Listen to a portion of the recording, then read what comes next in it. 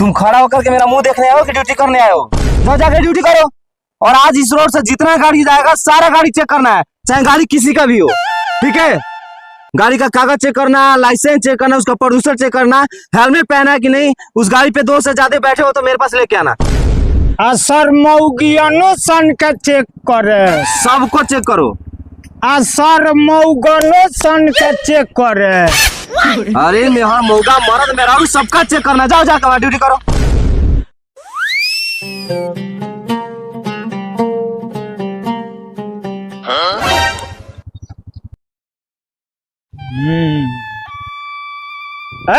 रुका।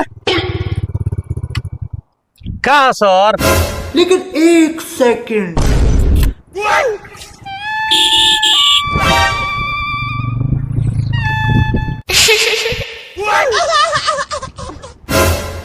ए भाई, हई क्या कर माई हई हो? ए सर रौरा से क्या करे के भाई? केहू के माई होई तो ई हमरा लइका के माई होई। अच्छा, ई तारा लइका के माई हई, हमरा लइका के माई ना हई। ए सर तनी हेने आए। अरे मम्मी रे, बाप रे, नहीं नहीं नहीं नहीं नहीं, नहीं। ए, तार हेलमेट कहाँ बा?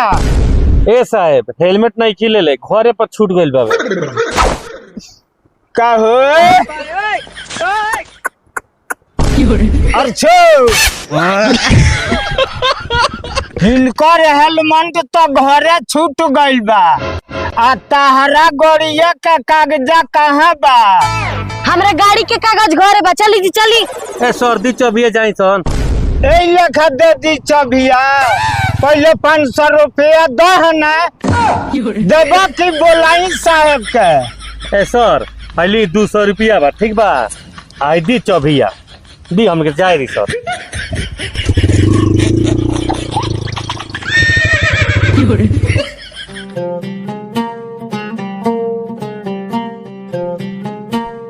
ऐसा है मर्द में हरारू ना गइल हलू, हेलमेट ना रल तो 200 रुपया दे के गइल हलू। ऐसा है उनकर मऊगी बड़ी सुंदर रलस, इतना सुंदर रलस जे अरे बाप रे बाप हमार दिल लेके चल गई। अच्छा ठीक है, जाओ जाओ दूसरा गाड़ी चेक करो और किसी से 200 रुपया मत लो, 500 रुपया लो।